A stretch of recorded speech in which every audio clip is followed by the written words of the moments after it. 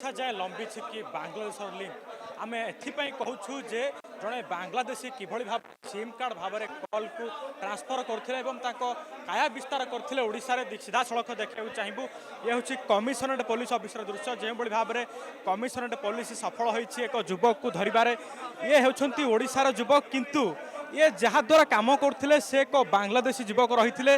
तेबे ये लक्ष्मी सागर थाना अंचल बर्तमान डीसीपी ऑफिस पुलिस नेतृत्व में बर्तमान धरा पड़ी स्पेशल स्क्वाड जाई रेड करते से एक घर भड़ा नहीं बर्तमान से घरे सिम कार्ड मान को नहीं 125 टी सिम कार्ड व्यवहार करते युवक को नाम है राजू मंडल जे कि गिरफ होती घर है वेस्ट बेंगल एवं से 12th पास कर जना पड़ी जहाँ से एक घर भड़ा नहीं अक्टोबर मसर रोते सेठारे ए सिम बॉक्स गुड़िकर सिम को लगे 125 टी सिम बॉक्स को 125 टी सिम रही जहाद्वारा से कॉल फॉरवर्ड करते सिम कहीं यूज करता जो जना पड़ा जे क्राइम यूज करा ना कौन सी अलग को कम यूज कर जना पड़ना जहाँकि कमिशनरेट पुलिस यहाँ तदंत कर किंतु जदि कहबा जे इंटरनेशनल कॉल को बाईपास करी चाइना एवं पाकिस्तान जो कॉल गुड़ी आसला कॉल रही सेगुड़ी को केमिति कौन काम लगा जाउथिला ना क्राइम कौन सी आपराधिक कार्यक्रम पुलिस कमिशनरेट पुलिस एक प्रश्नवाची रही तेबे साइबर अपराधी माने यही भाव में सिम गुड़ी व्यवहार करथांती जार कि किसी वास्तवता न थाए एवं प्रकृत परिचय रही न थाए कहीं यही सिम कार्ड गुड़ी को पुलिस ट्रैक कर ना जदि प्रकृत में सिम कार्ड जड़े आधार कार्ड दे सिम कार्ड नहीं तेबे ताकू पुलिस ट्रैक कर किंतु सिम गुड़ी को पुलिस ट्रैक करना जो असफल हो तेबे 125 टी सिम कार्ड यही सब मेसीन मानक लगुला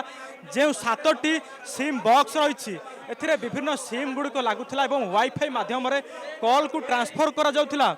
तेबे या कम लगाई व्यक्ति होती जड़े बांग्लादेशी तेबे जदि कहबा बांग्लादेशर लिंक वर्तमान आम ओडिशा जाए लंबी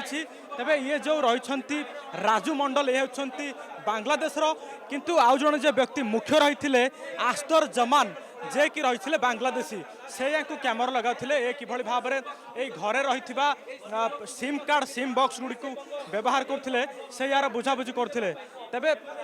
जदि कहबा बांग्लादेश या सहित जड़ित थाईपे जो भाव में बर्तमान बांग्लादेश जो भाई परिस्थिति चली जदि कहबा ताहार लिंक ओडिशा जाए लंबी कहीपर तेबे यह अपराधिक क्राइम करा ना क्यों करा एक प्रश्न कहीं जो भाव में बांग्लादेश जो भाव में बर्तमान परिस्थिति चली ओडिशा जाए लंबी जे व्यक्ति रही से बांग्लादेश जदि कहबा सिम कार्ड गुड़ी जो कॉल आसला पाकिस्तान एवं चाइना आसला जदि कहबा पाकिस्तान कथा तेबे भारत सहित पाकिस्तान संपर्क तो समस्ते जानी तेबे सिम कार्ड को कहीं व्यवहार करा एक बड़ प्रश्न जदि कहबा 125 टी सिम कार्ड एवं 7 टी बॉक्स जो बॉक्स गुड़े रही है सिम कार्ड गुड़िक लगा कॉल को फॉरवर्ड करा तेबे कॉल फॉरवर्डर मुख्य काम कौन तेबे से जो कॉल सब सिम फॉरवर्ड क्राइम जदि कह अपराधिक कार्यक्रम करा ना क्यों करा कमिशनरेट पुलिस या तदंत कर जो सिम कार्ड गुड़िक व्यवहार करथिला या पूर्वर आउ सिम कार्ड रही ना केवल 125 सिम कार्ड रही जे बांग्लादेशी युवक रही से कहीं ओडिशा जाए लगाई सीधा सड़क आम प्रतिक्रिया ना चाहिए आईपीएस संजीव पंडा निश्चित भाव जेहेतु यहाँ जड़े फॉरेन नेशनल बांग्लादेश लिंक रोचे तेणु निश्चित भाव में आम आम जो नेशनल एजेन्सी रही साहाय्य नबू इंटरपोल साहाय्य नबू जद्वारा कि आम तदंत प्रक्रिया अधिक जीव प्लस एपर्यंत आम जो सिम गुड़ाकर डिटेल कॉल डिटेल एनालिसिस करूँ से जो इंटरनेट जोटा यूज होती तार आईपी एड्रेस इत्यादि डिटेल यूज करूँ कौटू से आसिक लैंडिंग होता जहाद्वारा कि आम कौ कौ कंट्री एक्जाक्टली आसला से आइडेंटिफाई करूँ कौ पर्पस एपर्यंत आम डिटेल कहीपरूनी केवल बर्तमान आक्यूज जहाँ कही अनुसार आपको कहूँ आम से साइंटिफिक तदंत कलापर फोरेंसिक आम साइबर एक्सपर्ट जरिया तदंत कलापर आम आहरी अधिक डिटेल स्वीकृति पाकिस्तान चाइना ब्लेंड जो राजू मंडल सी कहवा अनुसार कॉल गुड़िक mostly international call Pakistan China और मिडिल ईस्ट आसला ସେଟାକୁ ଲୋକାଲ ସିମ୍ ଜରିଆରେ ଲୋକାଲ କଲ୍ ହିସାବରେ ଏଠି ଡାଇଭର୍ଟ କରୁଥିଲେ। ସାର୍ ଭୁବନେଶ୍ୱରରେ କାହିଁକି ସେ ସିମ୍ ବକ୍ସ ବସେଇଥିଲା ତାର ସେମିତି କୌଣସି ରିଜନ୍ ନାହିଁ, ସେ ବିଭିନ୍ନ ଇଣ୍ଡିଆର ବିଭିନ୍ନ ଜାଗାରେ ବସେଇଛି, ତେଣୁ ସେ ଅନୁସାରେ ଏଠି ମଧ୍ୟ ବସେଇଛି। ସାର୍ ଯଦି ଦେଖିବା ଯେ ବାଂଲାଦେଶ ନାଗରିକକୁ ଆପଣ କିଭଳି ଭାବେ ଇଣ୍ଟରସେପ୍ଟ କରିପାରିବେ? ତା ଉପରେ ଆମେ ଏତେ ଡିଟେଲ ନ କହିଲେ ଭଲ, କାରଣ ଏଇଟା ଆମେ କ୍ରାଇମ୍ ହିସାବରେ ଦେଖିବା, ଗୋଟେ ବାଂଲାଦେଶୀ ନାଗରିକ ହିସାବରେ ଆମେ କାହିଁ ଦେଖିବା। ସେ ଯେଉଁ ଅବଦୁଲ ଜମାନ ସେ ଜଣେ କ୍ରିମିନାଲ ଆମ ପାଇଁ, ତେଣୁ ଆମେ ତାଙ୍କୁ ଗିରଫ କରିବା ପାଇଁ ସମସ୍ତ ବ୍ୟବସ୍ଥା କରିବୁ। ସାର୍ ବର୍ତ୍ତମାନ ସ୍ଥିତି ବାଂଲାଦେଶର ଯାହା ତା ଉପରେ କହିବେନି, ଏମିତି କିଛି ତା ଉପରେ ଏବେ ଏତେ ଅତ୍ୟଧିକ କହିବାଟା ଠିକ୍ ନୁହଁ। ଟେରରିଜିମ୍ ଆକ୍ଟିଭିଟିଜର କିଛି ସୂଚନା ମିଳିଲା? ଯାହା ସୂଚନା ରହିଥିଲା ଟେରରିଜିମ୍କୁ ନେଇକି କିଛି ଆଭାସ ମିଳୁଛି କି? ଏପର୍ଯ୍ୟନ୍ତ କୌଣସି କ୍ରାଇମ୍ ନେଇକି ଆଭାସ ମିଳିନାହିଁ, କିନ୍ତୁ ଏଇ ଟାଇପ୍ର ଯେଉଁ ସିମ୍ ବକ୍ସ ଟେରରିଜିମ୍ ପାଇଁ ବ୍ୟବହାର, ସାଇବର ଫ୍ରଡ୍ ପାଇଁ ୟୁଜ୍ କରାଯାଏ, ଡ୍ରଗ୍ସ କାରବାର ପାଇଁ ୟୁଜ୍ କରାଯାଏ, କ୍ରାଇମ୍ ପାଇଁ ୟୁଜ୍ କରାଯାଏ।